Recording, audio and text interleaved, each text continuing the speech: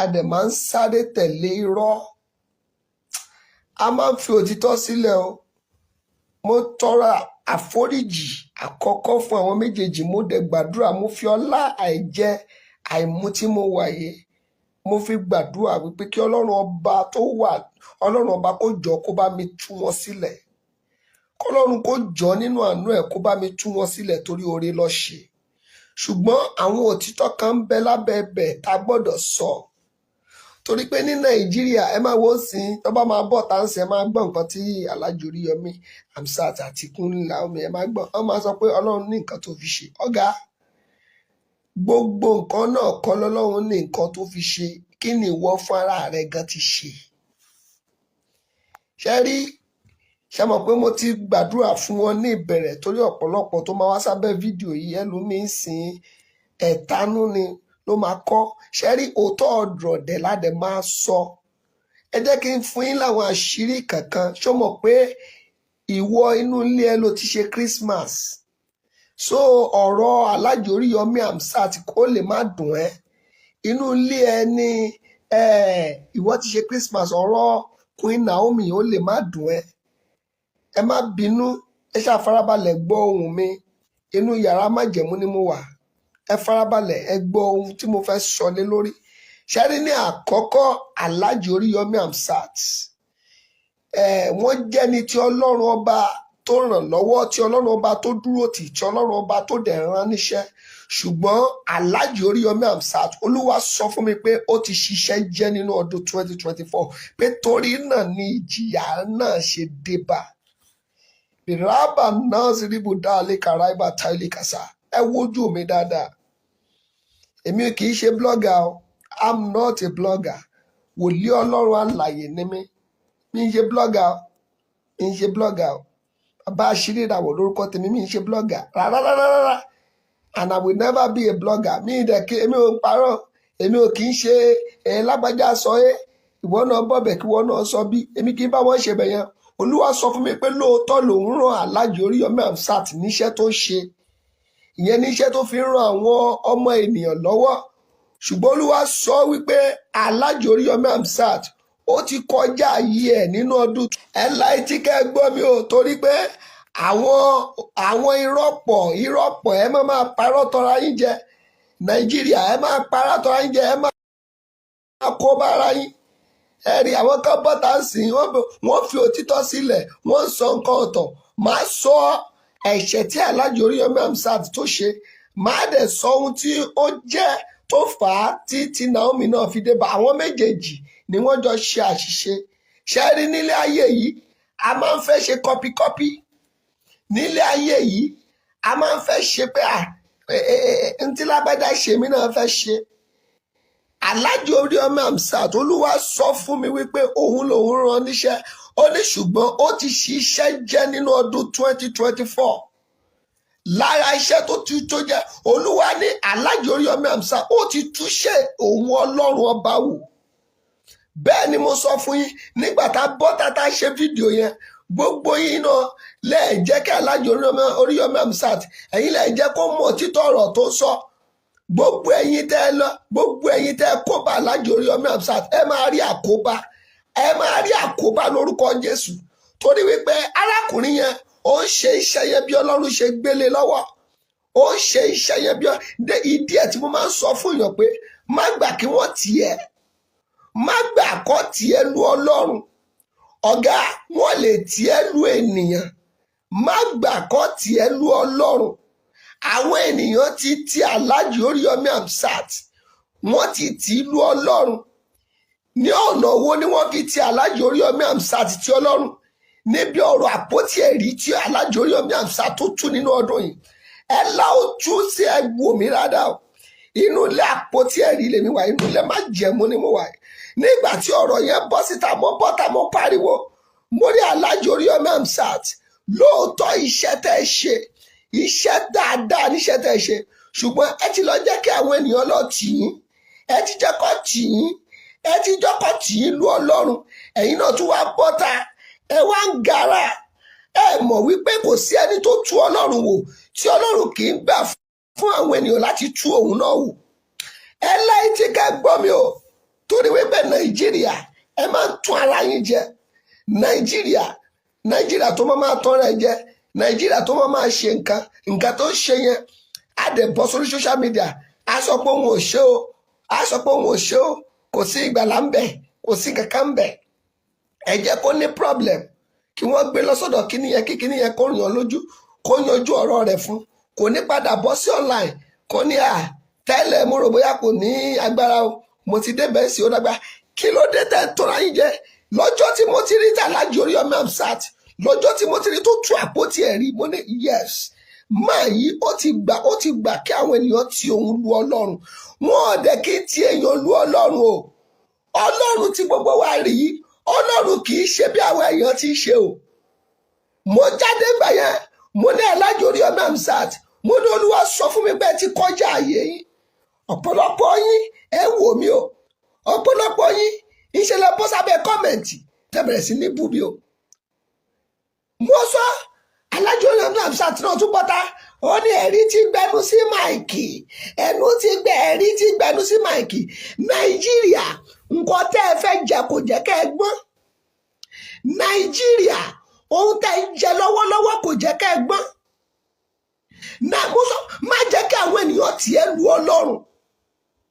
Ọ̀gá wọ́n lè tiẹ̀ lu ènìyàn. Mo kọ̀ rọra gbogbo ìgbà tí gbogbo rògbòdìyàn ti ṣẹlẹ̀, mo kọ̀ rọra jókòó tèmi tí mò ń wò ni, torí pé wòlíì Ọlọ́run làwa wá kì í sọ̀rọ̀ anyhow. Mo rántí aṣọ tí mo wọ̀ ní ọjọ́ yẹn tí mo fi jáde fídíò ẹ̀ rè. Aṣọ yẹn náà ni mo ṣe wọ̀ lọ́rùn lọ́wọ́lọ́wọ́ báyìí náà. Ṣé rí ìjìyà tí Alhaji Oríyọmí Hamzat ti ń jẹ lọ́wọ́lọ́wọ́, ìjìyà wípé ó ń tú iṣẹ́ Ọlọ́run ọba wò ni. Àpótí ẹ̀rí kì í ṣohun tí ènìyàn kọ́ lè tú wò. Ẹ má ṣì mí gbọ́ o, mi ò sọ wípé bí wọ́n ṣe ṣe iṣẹ́ yẹn nígbà yẹn wípé kò lẹ́tọ̀ọ́. Mo sọ fún Alhaji Oríyọmí Hamzat nígbà yẹn pé tó bá tilẹ̀ jẹ́ pé ẹ fẹ́ tú àpótí ẹ̀rí wò, kò yẹ kẹ́ gbé wá sórí social media. Ṣé wọn ò padà gbé ọ̀rọ̀ tẹ̀yìn náà wá sórí social media kọ́dún yìí tó parí báyìí? Ṣé wọn ò padà tú ẹ̀yìn náà wò kọ́dún yìí tó parí báyìí? Ẹ máa tọ́ra yín jẹ ní Nàìjíríà. Ọlọ́run là ń sọ̀rọ̀ nípa rẹ̀. Mo sọ fún yẹn, ó ní èmi gbé orúkọ mi, ó ní mo gbé orúkọ mi ga ju gbogbo nǹkan lọ. Èyí tó jẹ́ pé àwa tá a ní àpótí ẹ̀rí gan, wọn bí wá dágọ́ ká ṣí inú ẹ̀ wò. Àwọn ọ̀rí tó jẹ́ pé àwa tá a ní àpótí ẹ̀rí gan, ẹ̀rù gan bà wá gẹ́gẹ́ fún ara wa. Ó wá jẹ́ kí àwọn ènìyàn lọ tì é lu ẹ̀rí. Wọ́n ti húsà náà, wọ́n ti lu ẹ̀rí ni náà. Wọ́n ti húsà lu ẹ̀rí ni. Lẹ́rí fi pa húsà. Tó bá tilẹ̀ jẹ́ bí mùsùlùmí Alhaji Oríyọmí, mo sọ fún ṣé bí mùsùlùmí ni ẹ́. Ó ní àṣírí, ó mọ nǹkan kan náà. Nígbà tí wọ́n dẹ̀ gbé ọ̀rọ̀ àpótí ẹ̀rí wá, ó ní bẹ́ẹ̀ ṣe máa tírìtì kéèsì ẹ̀. Tó bá tilẹ̀ jẹ́ pé ẹ fẹ́ confirm bóyá ẹ̀rí yẹn o, bóyá ó ṣe mistake kàbí ìkejì, kì í ṣe o tó yẹ kẹ́ gbé wá sórí afẹ́fẹ́. Àwọn ọlọ́pàá gan ò lè ṣerú ẹ̀. Láti àìmọ̀ iṣẹ́ tó ju iṣẹ́ yẹn lọ, Alhaji Oríyọmí Hamzat ti ṣe tó ṣàṣeyọrí, ṣùgbọ́n lọ́jọ́ tí ènìyàn bá tú Ọlọ́run wò lọ́jọ́ yẹn ló ṣàṣetì. Mo jáde mo sọ̀rọ̀ nípa yẹn, ó bọ́ta Alhaji Oríyọmí Hamzat ó bọ́ta, ó ní kò sí nǹkan tá a fẹ́ ṣe é, mo ti tú ẹ̀rí wò, mo ti tú náà nìyẹn, mo ti mọ nǹkan tó wà nù ẹ̀, mo dẹ̀ sọ fún wọn, mo jáde mo sọ, mo ní Alhaji Oríyọmí Hamzat, ẹ má rò bóyá èèyàn lẹ́yìn yẹ̀yẹ́ ẹ̀, Ọlọ́run ọba lẹ́yìn yẹ̀yẹ́ ẹ̀. Kò sí ẹni tó yẹ̀yẹ́ Ọlọ́run ọba tí Ọlọ́run ò yẹ̀yẹ́ ẹ̀. Ẹ kò fi tiyín lọ kó bá olórí Naomi. Alhaji Oríyọmí Hamzat òun ló kó bá olórí Naomi. Ẹ gbọ́ ohun tí mò ń sọ fún yín o. Kì í ṣe ní, kì í ṣàná ní Queen Naomi ló ti ń ṣe iṣẹ́ ká máa pín oúnjẹ káàkiri fún àwọn ọmọ kékeré nígbà Christmas. Ó ṣe jẹ́ tí ọdún yìí ló ní problem. Torí wípé Alhaji Oríyọmí Hamzat wọ́n ti tì í lu Ọlọ́run. Ọlọ́run bínú sí i. Mo sọ nígbà yẹn, mo ní Ọlọ́run bínú sí i. Ọbọ̀ta, ó ní kò sọ́nà kankan tó bínú sóhun. Mo ní ṣé ìwọ ọmọ Ọlọ́run ni? You don't know God.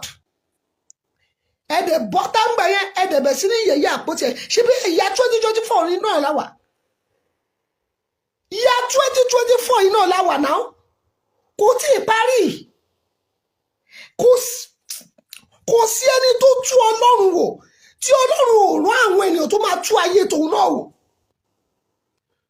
bálájú rúmọ̀ ṣáàtì tó o bá dẹ̀ ṣọ́ra àwọn owó tí ń wọ́wọ́ o àwọn owó tí ń wọ́wọ́ lórí kẹ̀sì yẹn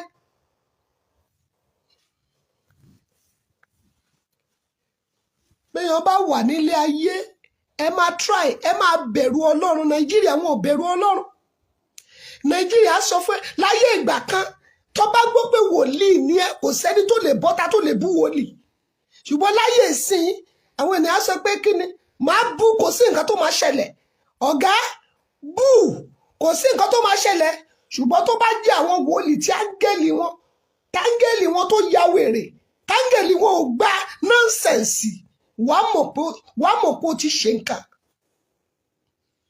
Alhaji Orioma Hamzat àpótí ẹ̀rí tó lọ tú yẹn òun ló ṣe okùnfà gbogbo wàhálà tó dé báyìí bẹ́ẹ̀ ni mo sọ fún yín torí àwọn kan expect pé nkíní yẹn máa débi tó dé bẹ́ẹ̀ ni mo sọ fún yín ṣebí wọ́n try ṣebí Alhaji Orioma Hamzat ṣebí wọ́n try ṣebí gbogbo ẹgbẹ́ náà là wò wọ́n try nínú kéèsì yẹn náà tí wọ́n jáde wọ́n gbé àwọn ọmọ wọ́n gbìyànjú ìgbìyànjú tí wọ́n gbìn gan kò yẹ kí wọ́n padà tí ọpọ́ máa rẹ̀ sí wọn ṣebí òun nìyẹn báyìí nígbà tá a bá bọ́ tá a bá sọ̀rọ̀ mo sọ fún yín mo ní that you are a blogger that you are a broadcaster it doesn't mean you are beyond the Lord gbogbo tó o bá ṣe máa fi ìbẹ̀rù Ọlọ́run sí gbogbo tó o bá ṣe pátápátá máa fi ìbẹ̀rù Ọlọ́run sí ẹ kọ́ṣẹ́ yẹn débì kankan ẹ fi ìbẹ̀rù Ọlọ́run sí iṣẹ́ tẹ̀ ń ṣe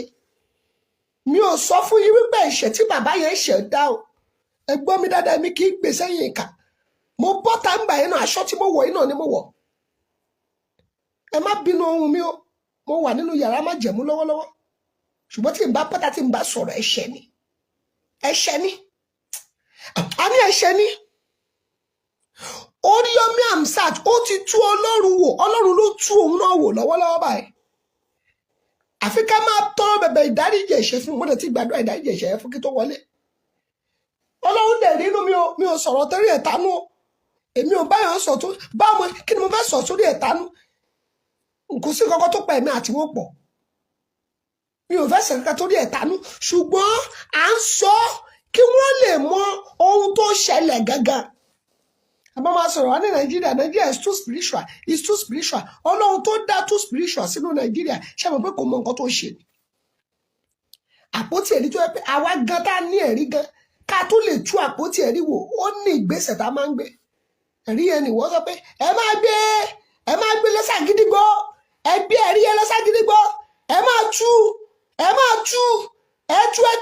ẹ̀rí yẹn àwọn akọ síta ẹ̀rí ti gbẹ́nu sí máìkì ẹ̀rí ti gbẹ́nu sí máìkì ẹ̀rí ti gbẹ́nu sí mo ní Alhaji Orioma Hamzat wọ́n bá